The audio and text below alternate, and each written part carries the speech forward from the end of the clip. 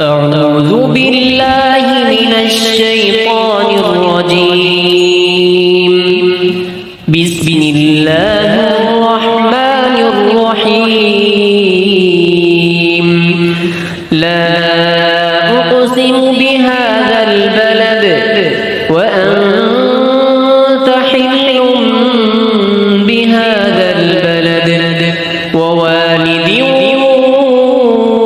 وما ولد لقد خلقنا الإنسان في كبد أيحسب أن لن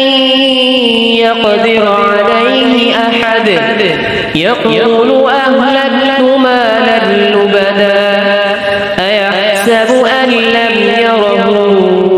أحد ألم نجعل له عينين ولسانا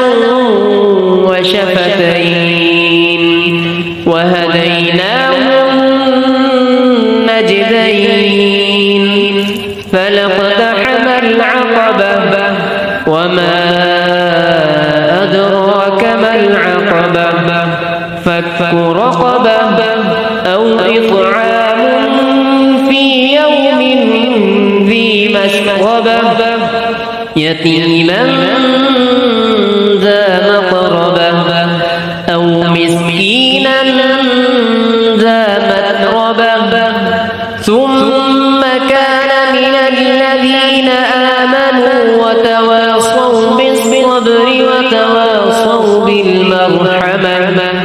أولئك أصحاب الميمنة والذين كفروا بآياتنا هم أصحاب المشأمة عليهم نار